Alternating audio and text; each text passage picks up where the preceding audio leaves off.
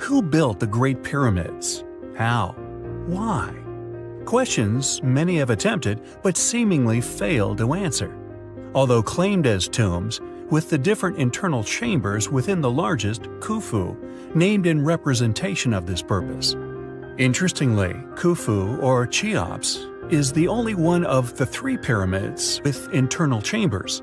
The other smaller 2 merely have tunnels beneath. An enigmatic box, whose lid has long been lost to history, lay within this enormous structure, long claimed to have been the sarcophagus of Khufu. However, although suspiciously small, no one seems to be able to explain how they got it into the chamber in the first place. It is as if the pyramid was built around, as it doesn't fit through any of the known entranceways. Since the 19th century, when these chambers were first rediscovered, a tremendous amount of research, though it must be noted, always supervised by official Egyptian antiquity academics, nonetheless, remarkable discoveries have at least been partially shared with the world. Most notably, Gantenbrink's door. Yet the tomb of Osiris, where this once inaccessible tunnel led, was, once the media was permitted back into the location, found empty, claimed by officials as being found conveniently vacant. A room only discovered thanks to 21st century technology, according to mainstream Egyptologists, was somehow looted. However, there still lay many mysteries within this most intriguing of structures, and we would expect at least one or possibly many more, which no matter how long it takes us to rediscover them, will be too big to hide. For example, although we once thought the tomb Gantenbrink discovered was inaccessible, the chamber at the top of the structure, one of considerable size, estimated at 30 square meters, is so inaccessible. It was only found with technology used to register cosmic rays.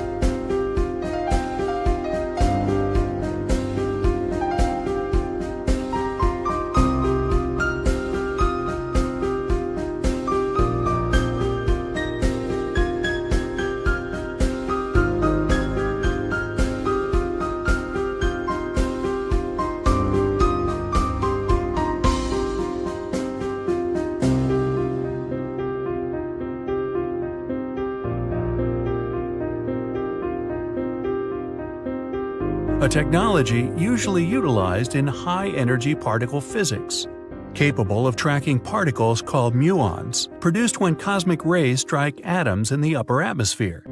These incredibly sensitive detectors were first developed for use in particle accelerators, but they have also been used to gaze into the inner bowels of many geological and ancient artificial features. In December 2015, physicist Kunihiro Morishima of Nagoya University, Japan, placed detectors inside the Queen's chamber to detect muons passing through the pyramid. Thus, any large chamber still hidden within the pyramid would be detected due to a higher register of muons than expected from denser angles. The chamber's discovery was corroborated by 2 other teams of physicists. All 3 teams observed a large void in the same location above the Grand Gallery. "It was a big surprise," says Tayubi. "We're really excited," he continued. The researchers say it might even be made up of 2 or more smaller spaces. Tayubi suggests that it could be, quote, a second Grand Gallery. It is a discovery which we are finding highly compelling.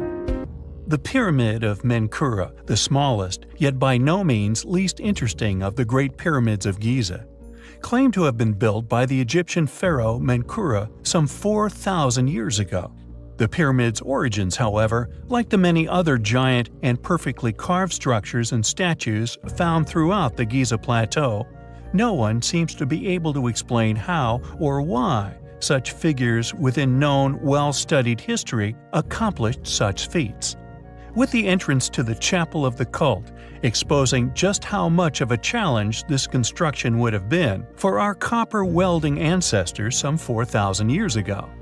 Lined with megalithic sandstone blocks, with some well over 100 tons in weight, the remains of basalt casting stones strewn around their feet, either disturbed by invading parties or simply fallen from where they once stood, in front of the megalithic blocks, all now exposed to the elements, with additional styles from other, now-lost civilizations littered all around the pyramid, indicative of its rediscovered importance by other now-lost civilizations, who we feel clearly came and went since the pyramid's original constructions. This extraordinary section of the ruins are predictably rarely discussed or studied.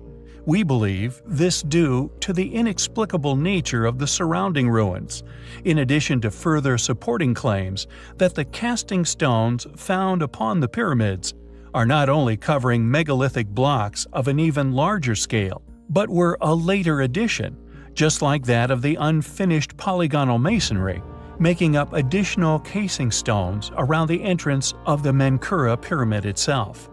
Furthermore, Menkaure also contains inner chambers, just like that of the world-famous Cheops. Yet rumors that only Cheops possess such tunnels persist to the modern day, and one wonders why. Why was Menkaure clearly focused on by several different conservation efforts? Why is it the only pyramid with Peru-style polygonal casing stones? Who could have possibly built the entrance tunnel, or indeed the pyramids themselves? And why is the pyramid largely, and it would seem purposefully, overlooked? We find the possible motivations highly compelling. There are many places upon our planet that were once home to the many ancient cultures that we are yet to unravel. A large number of these places clearly showing the erosion of an enormous antiquity, with some even rendered unrecognizable, slowly slipping back into the geological features in which they were once placed amongst. However, some of these civilizations were seemingly aware of this fact of time, deciding to create the largest stone structures to have ever graced the earth. These monuments, predictably outlasting the many smaller sites, which have slowly been reclaimed by nature. These surviving sites can still reveal to us some astonishing things regarding our past, and indeed our future. One begins to wonder whether these monuments' size was a planned strategy for their apparent longevity, or whether their size served another, perhaps more profound purpose. Nearly all of the unexplained or seemingly impossible ruins which dot every continent on Earth are almost always attributed to a civilization incapable of such feats, and often attributed to the same mundane purpose for creation, with rock-cut structures, this almost always being a tomb. Tumulus Hill being a good example of this. Also known as the Hill of Casta, this enormous feature is not a natural formation. Amazingly, this hill, long thought to have been a natural feature, is actually a massive man-made structure. Additionally, the original stone structure, once buried beneath millennia of strata, is actually a 500-meter-long, precisely constructed stone boundary, forming an almost perfect circle, encapsulating what has indeed been explained away as a tomb. Many pyramidal structures all over Earth create compelling alignments, and although these mysterious structures, mounds and monuments, have been explained away as mere burial chambers, the truth is, we just don't know. And the question remains, what were these enormous triangular structures used for?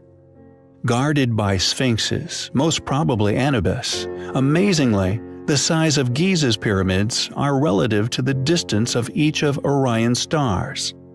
Is this a mere coincidence?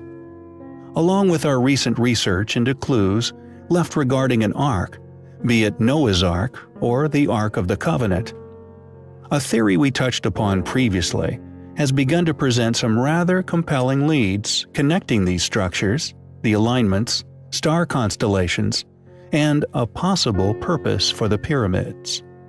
If one pursues past postulations regarding stargates, gateways to an apparent godly realm, etc., etc., you begin to notice links between many ancient beliefs, ancient structures, ancient covenants, and possibly interstellar travel.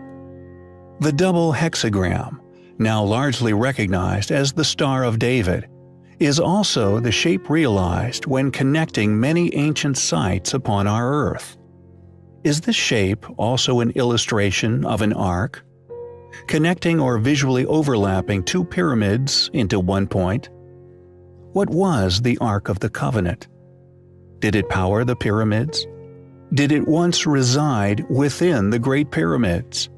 Many questions left still remain unanswered, although we finally may be on our way to answering them. To truly understand the astonishingly true history of the unfinished obelisk, one must first wade through a quagmire of well-financed fallacy, infested with many a false prophet, incomplete or simply illogical conjecture, all of which defended by countless academic figures of institutions of influence and power, acquired via the funding in their defense of a form of mass worship of academics' perception, as if an all-knowing authority.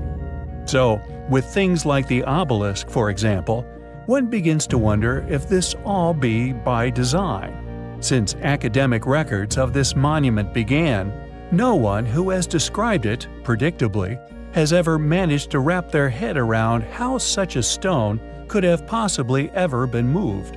Ergo, all well-funded explorers, reporters, and journalists alike, with the expectant pressure of their return with a deciphered mystery. It would appear this explanation never arose, yet was skillfully averted.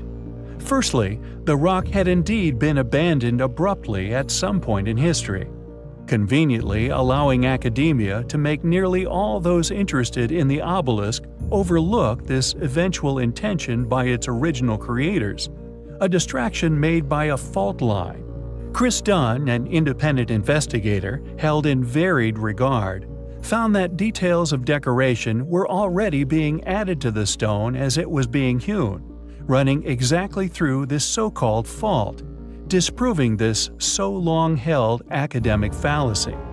Yet, alas, although the unfinished obelisk lay still attached to the strata of Earth, like that of the larger of the two megaliths in Yangshan Quarry, the largest some 16,000 tons, academia is not required nor would even attempt to provide any logical explanation as to how these blocks would have been moved. Additionally, however, and perhaps most revealing, is the Pregnant Lady of Lebanon, a 1,000-plus ton megalith, so large that just like that of the unfinished obelisk, no attempt was ever made to explain the ancient civilization responsible could have moved such stones to their final placements. Yet, remarkably, the proverbial nail in the coffin and vindication of our claim was the excavations made around the pregnant woman, recently revealing that this stone was not abandoned on a slight incline as claimed, but was placed atop another stone of even bigger proportions, suggesting it was part of a once enormous structure and exposing this reoccurring academic strategy when it comes to dismissing the controversial. It is a reality which we find incredibly annoying. No other ruins anywhere on our planet is surrounded with more controversy than that of the Great Pyramids of Egypt, or indeed its accompanying plateau. There are many factors to consider when it comes to Egyptology. Within academic fields, there are many no-go areas of study. Although hard work and research within permitted areas has taught us a great deal about the previous 4,000 years of the site's inhabitants, yet regardless of the most astute academic thesis, there remains three, proverbially, large elephants in the room. When it comes to a full or even a mere fraction of an explanation in regards to the origin of these seemingly impossibly huge pyramids remains patiently absent. No accounts, illustrations of any kind from the era exists. It is simply illogical, especially when one considers the sheer feat these structures must have been. we have presented many previous features, polygonal masonry being present on the pyramids. Eroded, yet younger casing stones protecting inner megaliths, clearly of a tremendous age. Salt sediment found encrusting the lower chambers, and so on, suggesting not only that the pyramids are much older than currently claimed, but were pre-flood ruins. Thus, questions arise. Just how old are the Great Pyramids? In addition to our study of the pyramids, we have also, in the past, asserted that the Sphinx was originally a lion, which interestingly correlates to the following hypothesis with fascinating accuracy: the Orion theory. The coincidence with pyramids aligned with Orion's belt and other significant constellational positions. Bauval and Hancock support the theory, believing the Great Sphinx was begun in 10,500 BC, creating reference to the constellation of Leo and the orientation of the entire complex with the Nile River and even Milky Way, claimed by them as connected respectively. Zep-Tepi, using similar methodology, put the age at over 13,000 years. These are clearly astonishing proposals, but the current paradigm for their chronology, we feel, is far too short a time span, and due to our own research, which has uncovered evidence indicative of pre-flood origins, copper tools for such an accomplishment a mere insult to intelligence. Yet, thankfully, due to these various takes on events, their age remains highly contested, and, to us, a mystery, which is incredibly compelling. How can one still claim the pyramids to have been tombs when they are aware of the astounding burial chambers found within the Valley of the Kings? With the tomb of the sons of Ramses II being not only the largest, but what many archaeologists believe, second to the pyramids and their accompanying Sphinx, is the next greatest discovery ever made within ancient Egypt.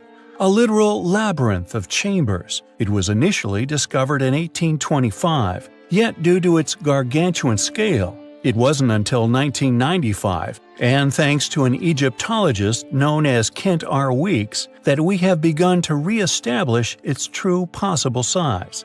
The tomb was examined several times, even being investigated by Howard Carter himself. Yet due to the outer tombs having been looted in antiquity, he simply used them as a dumping ground for rubble. It was not until 1995, during the Theban mapping project, when Weeks decided to clear the outer tombs. Approximately 70 rooms, lined along long corridors, running far back into the hillside, were found. The number of rooms were then said to correspond to the number of sons the pharaoh sired. However, further excavations have revealed that the tomb is even larger, the size of an underground town cut directly from a granite hillside, its true scale still unknown. As of 2006, at least 130 chambers have so far been discovered, yet work continues on clearing the rest of this underground maze. We feel that although a later civilization, one lacking the knowledge to build such monuments, came along and claimed these relics as their own, with the possible motivation of an illusion of power, like that of the many other sites we cover worldwide, predictably, now also conveniently tied to these groups in academia. Yet the true feat these chambers would have been, along with the riches these pharaohs often left behind, are not only proof that these creations and collections of wealth were not only far beyond the ability of copper-wielding academically claimed builders, but that the archaeological evidence does indeed support the theory that these kings either ruled during the creator's civilization or built these monuments themselves. Yet how remains an infuriating enigma. We also feel their age, and indeed original lineage in the true history of the Giza Plateau, is what ultimately becomes convoluted. Yet I digress. Who built KV5? It is a place we find highly. Discovered in 1860 within the astounding Valley of the Kings, the Atlantis Ring has since proven to have been a most incredible of finds.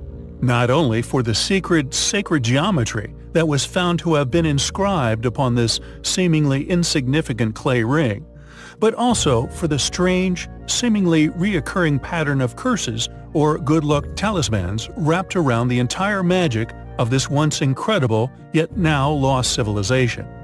Once discovered, it was said to cast a protective spell upon those who wore it. A supposed positive energy force that, although as strange as that of the Curse of Tutankhamun, is one that is far less mentioned within the career and discoveries of Howard Carter himself. This, regardless of the fact that it has since gone on to be an incredibly popular mass-produced product, once kept secret for many years by Carter himself. Also now sold under the claim that it does indeed emit a powerful energy field around the wearer. The science behind these claims we cannot claim to understand. However, the ring's modern popularity, along with the lack of coverage regarding this possible legend within the discussion of Howard Carter's career, we have found peculiar. Featuring 2 triangles, 6 small and 3 larger rectangles with a semi-cylindrical form, it was originally found by Marquis de Grain. A blueprint of the ring was soon sent to Carter himself, who made and wore a secret replica which he kept himself until his death in 1939. In 1922, Carter would discover King Tut's tomb. Before opening the tomb, hieroglyphics above the tomb's unbroken seal were read. It said, "The wings of death shall touch all who violates the pharaoh's eternal rest." Unperturbed, they opened the tomb, discovering treasures beyond all of their wildest imaginations.